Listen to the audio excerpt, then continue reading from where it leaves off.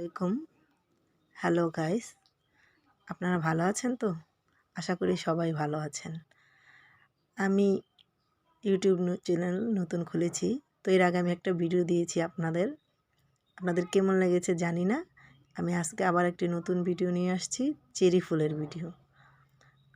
সাধারণত চেরি ফুল অনেকেই আঁকতে গেলে দেখা গেছে ফুলটা কালো করে ফেলে, রঙটা কালো হয়ে যায়। তো আমি আজকে সেটাই বলবো কিভাবে চেরি ফুল রং করলে কালো হবে না। প্রথমে আমি পিন দিয়ে আমার ফ্রেমে আমি কাপড়টিকে ভালো করে সেট করে নিচ্ছি। আমি যাতে খুব সুন্দরভাবে আটকাতে হবে, কাপড় যাতে এলোমেলো হয়ে না যায় সেদিকে লক্ষ্য রাখতে হবে।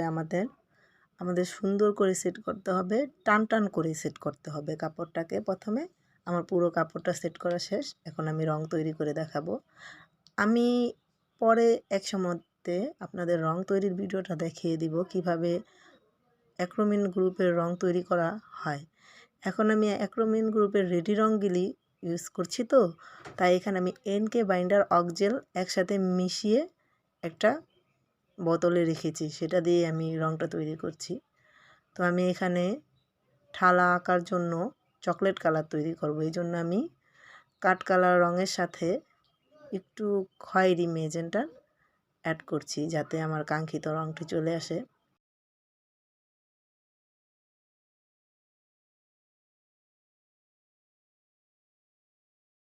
আরেকটু রং ব্যবহার করলাম খয়েরি ম্যাজেন্টার, এটাকে খয়েরি ম্যাজেন্টারই বলে। তো আমি আমার কাঙ্ক্ষিত রংটা এখনও আসেনি, এখন এসেছে। আমি প্রথমেই ডালপালাগুলো এঁকে নিচ্ছি। এটা আমি চ্যাপটা যে ব্রাশটা আছে ওইটা দিয়ে এঁকে নিচ্ছি।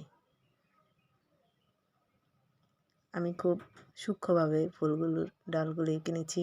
আপনারা যখন কাজ করবেন আপনাদের ইচ্ছে মতন আপনারা ডিজাইন করতে পারেন। আমি সাধারণত আমার নিজের পছন্দ, নিজের মন থেকেই যেটা আমার মাথায় আসে আমি ওইটাই করি। তো এখন আমি চেরি ফুলগুলো এঁকে নিচ্ছি।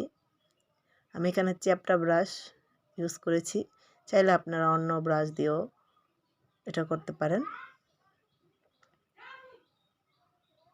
আমি এখন এটা চ্যাপটা ব্রাশ দিয়ে আমি রঙটা কিন্তু পাতলা করেছি, কারণ পাতলা করলে কাজটা সফট থাকে, নইলে কাজটা ভারী হয়ে যায়। এ কারণে আমি সবসময় পাতলা করারই চেষ্টা করি। আমার ভয়েসটা কিন্তু মোটেও সুন্দর না, যাই হোক যেভাবে পারছি বলছি। আপনারা বিরক্ত হচ্ছেন কি না জানি না। আমি ঠালপালাগুলো যে এঁকে নিয়েছিলাম সেগুলো অবশ্যই শুকিয়ে নিয়েছি। আপনারা যখনই আঁকবেন তখন অবশ্যই শুকিয়ে নেবেন, না হলে কিন্তু রঙটা কালো হয়ে যাবে। আপনার চকলেট কালারের রঙের উপরে যদি হালকা পিঙ্ক ম্যাজেন্ডা কালার রঙ ইউজ করেন তাহলে ওই রঙটা কালো হয়ে যাবে যদি রঙটা ভিজে থাকে। রঙটা শুকিয়ে নিলেই রঙটা সুন্দর হয়, বুঝেছেন? রঙটা প্রথমে শুকিয়ে নেবেন। অবশ্যই আপনারা যখন রং করবেন রঙের ব্রুশটি পানি দিয়ে ধুয়ে নর্মাল কাপড় দিয়ে মুছে তারপর আবার অন্য রং ব্যবহার করবেন, না হলে এক রঙের উপর আরেক রং, এক ব্রুশ দিয়ে এক রঙের উপর আরেক রং করলে রঙটা কালো হয়ে যাবে।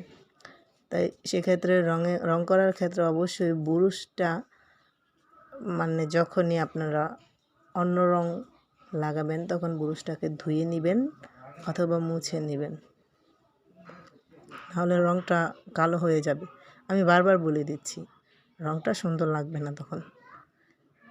আমি কিন্তু রঙটা করার সময় অন্য কালার যখন ব্যবহার করেছি তখন ব্রুশটি অন্য একটি কাপড় দিয়ে ভালো করে মুছে নিয়েছি। এতে করে আমার ফুলগুলো কিন্তু দেখতে খুব সুন্দর লাগছে, কালো হয়ে যায়নি। তো আপনারাও যখন করবেন এভাবেই করবেন।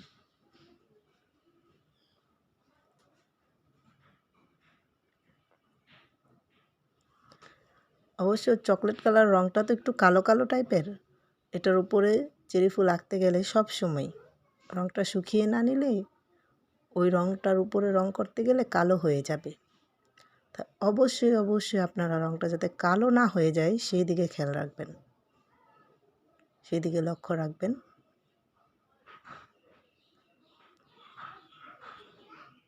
এবার আমি পাতা দিচ্ছি, ছোট ছোট কুড়ি পাতা দিচ্ছি।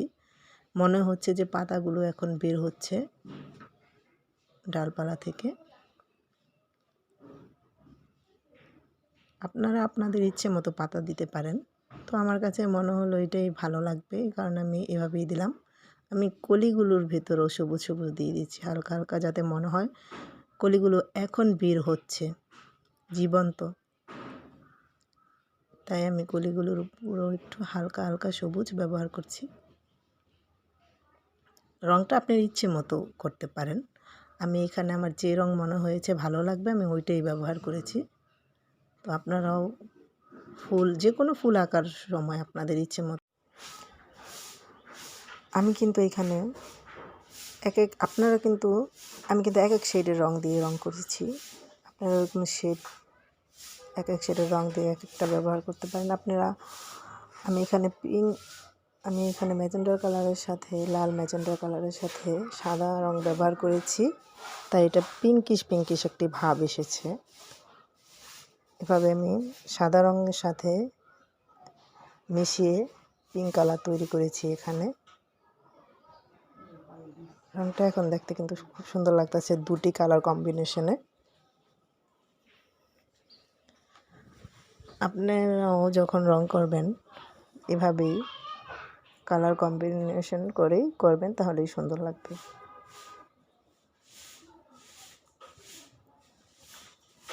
চেরি ফুল কিন্তু এভাবেই দেখতে অনেক সুন্দর।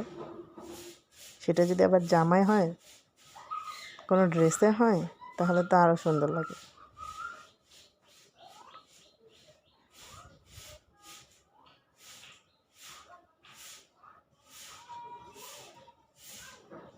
আমি কিন্তু এখন ফুলের ভিতরে দিয়ে নিচ্ছি আমার মন মতন করে। আপনারা এইভাবে দিতে পারেন চেরি ফুলের ভিতরে। আমার মনে হলো যে এইভাবে দিলে সুন্দর লাগবে, তাই দিলাম। আপনারা এখানে ফোঁটা দিতে পারতেন, কিন্তু আমার মনে হলো এইভাবে দিলেই বেশি সুন্দর লাগবে, তাই আমি এভাবেই দিয়েছি। চেরি ফুল তো এভাবেই সুন্দর লাগে দিতে।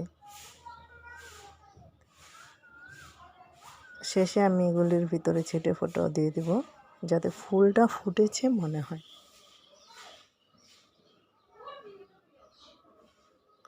ফুলটাকে সুন্দর করার জন্যই আমি এটা দিই।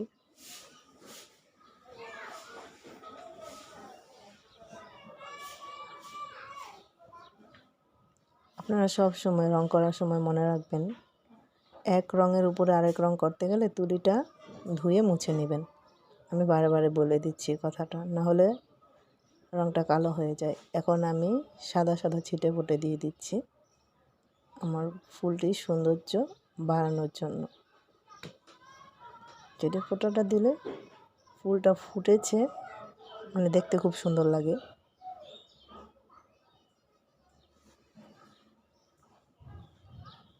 আমার বাকি গাছগুলো আমি করে দেখাচ্ছি আপনাদের। আমি কিন্তু এই জায়গায় রঙটা আমি যে কাজটা করছি এখন দেখেন, আমি কিন্তু আমার যে ঠালপালা এঁকেছিলাম সেগুলো শুকিয়ে তার উপরে রঙটা করছি, এতে করে আমার ফুলটা অনেক সুন্দর লাগছে। আপনারা যদি ঠালপালা আঁকার পরেই রঙটা উপরে দিতেন তাহলে এই ফুলটা কালো হয়ে যেত। তো আপনারা যারা নতুন করতে চাচ্ছেন তারা অবশ্যই ঠালপালা রঙটা শুকিয়ে তারপর অন্য রং ব্যবহার করবেন। আমি কিন্তু এখানে এক রং দিয়ে দুই রং তৈরি করে শেড করে দেখাচ্ছি। আমি সাদা রং ব্যবহার করেছি সাথে, যাতে রংটা মানে একটু সুন্দর লাগে।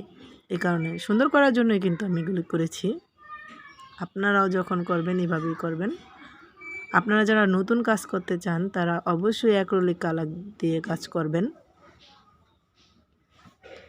অ্যাক্রিলিক কালার দিয়ে যদি আপনারা কাজ প্রথমে না করেন তাহলে অন্য রং দিয়ে করলে সেক্ষেত্রে রং উঠে যেতে পারে। অ্যাক্রিলিক কালারের রঙটা ওঠে না। আমি এখন এখানে ঠালপালা আঁকছি হাতার জন্য। এখানে আমি চ্যাপ্টা তুলি ব্যবহার করেছি।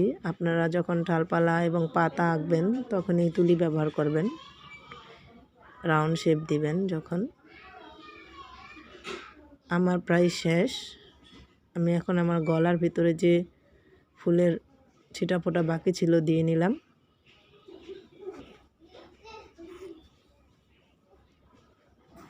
এবার আমার পুরো জামাটা দেখেন, পুরো ড্রেসটা দেখেন।